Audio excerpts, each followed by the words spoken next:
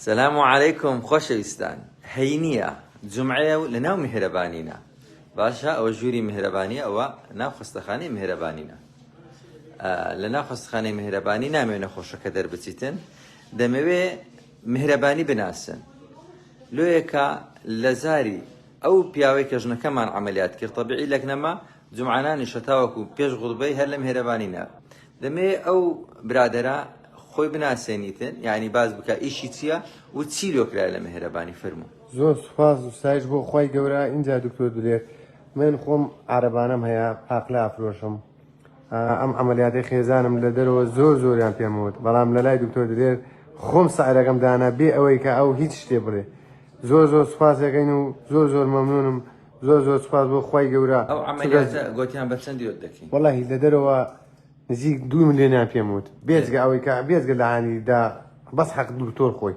بەڵام لێرە وەڵاهی تایزەکە لەوە 450,000 500,000 ڕۆشتوو. ئەتۆ عەمەلیاتەکە بە خۆت داوات کردوت بە چەندی دەبووم؟ وەڵاهی حەسابکە بە بەراز بۆ مرد کردووە، هەتا بمرم گەلێک مەمنونم. یعنی هەست دەکرد ئەم ڕازی ببوومە چێ سەعرەت گوت؟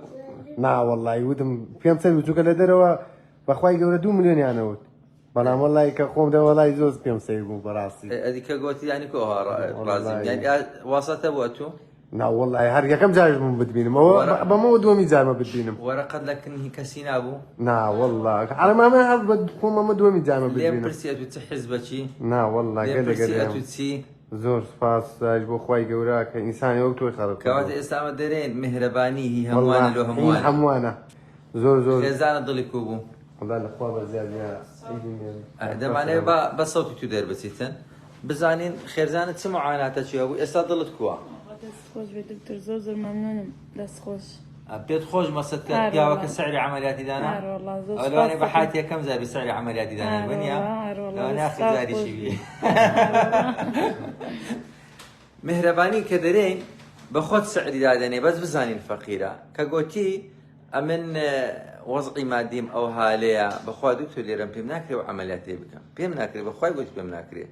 شتەمەشا دەموچاوم کرد خی گەورە فراستەتەکی داینێ، دەزانم چێ ڕاز دەکاتن چێ ڕاز ناکە. یەکەم جاریشم بدیتیتم بەس هەستم کرد بفعلەوە پێی ناکرێت 2 ملیۆن دینار ئەخر بە پاقلە فرۆشتنی بە هەزاریە پاقلەوە نییە؟ لاقی تەواو نییە کەم ئەندامە پاقلەی دەفرۆشی. ینی ئەوە بە 2 ملیۆن دینار بە پاقلە فخرکردنەوەی وەڵاهی زۆر زەحمەتە بەخوای.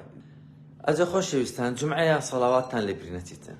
ئەمن دەمەوێتن سەرنجتان ڕاکێشم لە بۆ ئەو خێرە گەورەی کە لەناو میهرەبانی دەکرێت. ئەگەر بێت و خێرخوازان پاریان نەهینا بە میهرەبانی ئەو خستەخانەم دروست نەکرد بایە، ئەمن نەمدەتوانێت دڵی ئەو عائیلەی خۆش بکەم. ئەو منداڵە چاوگەشە جوانەی هەیە دڵیان خۆش دەوید دانەچی شیکەل فلۆرە لێرکوانە نەمان دەتوانێت دڵی ئەو عائیلانە خۆش بکەین. جمعەیە پارە لۆچ باشە، پارە بەزەوەی باشە پێ بچێ بەهەشتێ، لە بۆی باشە پێ بچێ بەهەشتێ، پارە لۆچ یانی لۆچی خڕدەکەیەوە. ئەوەی کە بەشداری دەکا پشتی خێری بەرز دەکاتەوە. ئێستا لە میهرەبانی پێتان برێم 2986 پشتی خێریمانەیە، دوێنێ شڵەشکەمان فرۆشت. ئاگەر متابعی لایفەکانم بکەی وردە هەر زیاد دەبیتن. 2986 پشک.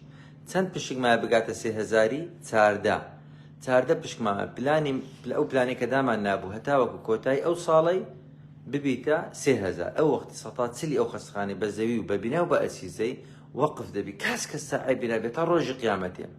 یعنی کە ئەو پارێدادنی ئەو 30 وەرەقەیە دەبیتە سەهمە. مەسد کە ساڵانە ئەم ئەو ساڵەکە بڕیارماندا 100,000 قازانج تەوزیع بکەین، هەر خاوەن سەهمەک 100,000 وەردەگریتن. کاتێک کە 100,000 وەردەگری 100,000 مە قازانج نەکردیە، بەس مەجلیس ئیدارە بڕیاریدا کە 100,000 بداتن، چونکە مەجلیس ئیدارە هەندێک بڕیاراتی بەدەستە بە جێرەی قانون و ئەوانە دەتوانین ئەو شتەی بکەین بە قانونی مالیەش دەتوانین، چونکە 100,000 مە قازانج نەکردی، هەر پشکێک نزیکەی 40,000 دیناری قازانج کردیە. مانجی 12شتان تەصفیە نەکرا، بەس ئەمە مانجی 11ش حیساب کرا و تەصفیە کرایە و حسابات دەزانی. ڕۆژی چاشەمی ئەو 20 مانگەی کۆبوونەوەی لەگەر خاوەنێک پشکەکان دەکەین، هەموو خاوەنێک پشکەکان ولیان شەرح دەکەین، ئیشەکانمان کۆکوونی هەموو شەفافە، چکە میهرەبانی ینی سێشت. یەکەمین ینی زانستی علمی و بە جیهازی لۆی کرا ئەو عەمەلیاتە گەورە بە جیهازی کوونەکی گەورە و عەمەلیاتەکە شملەکەنە و دەشاندەمەوە کە لۆم تەسویر کردینە. ئیشێکی زۆر جوان علمی. دووەمینیان ئەمە ئیداری و قانونینە. سێمینیشیان شەرعی و پیاوەتینە پیاوەتی کابرا خەرچی مارلی چەندەرە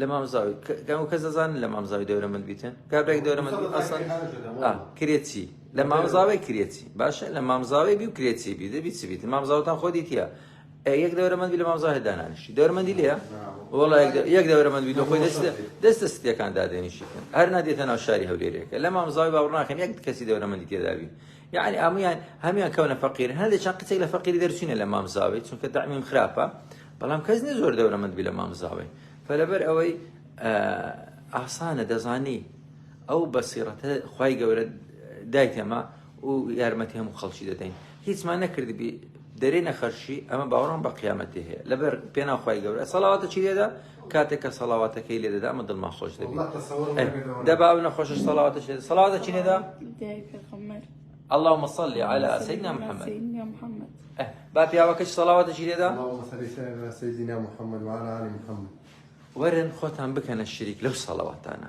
جومعەیە نەخۆشەکان سەڵاواتی لێ دەدەن لە جیاتی ئەوی پارەی بژمێر وەرن خۆتان فێرە بکەنە شریک لە دڵخۆشکردنی ئەو خەڵکەی بەهاشتیش بە چ دێتن دەرکەک هەیە لە باش دێ بەهاشت هەش دەرکەی هەیە هەش دەرکە خۆشەویستان دەرکەچیان ناوی ڕێیانە ڕێیان عادی چیە بدەزانن بە ڕۆژۆکان پێ دێنە ڕێیان دەرکەک هەیە هی ئەو کەسانەی کە حاجەی خەڵکی جێبەجێ دەکەن دەرێن چێ لە دنیا حاجەی خەڵکی جێبەجێ کردیە با بەو دەرکەی بیستە باش دێ مهمە ئینسان هەوڵ بدا وەکو ئەبوو بەکری سدیق ڕەزای خوای لێبی پێغەمبەر پێی گوتی ئەتو لە هەر هەش دەکەی باش دێتانی بچێ باش دێ مهمە ئینسان دەرکەشی تند بگری بتانی لێ بستە باش دێ میهرەبانی حاجەی خەڵکی جێبەجێ دەکاتن ئەوەی یەک کەسیش چاوی بکاتەوە وەکو ئەوەی هەموو سەر کوڕی ئەرضی چاکردبیتەوە ئازاری لا ببەی وەکو ئەوەی وای ئازاری هەموو خەڵکە لا بردبیتن دنیا لە بۆ یەک شتی باشە بەس لە بۆ ئەوەی باشە پێ بچێ بەهەشتێ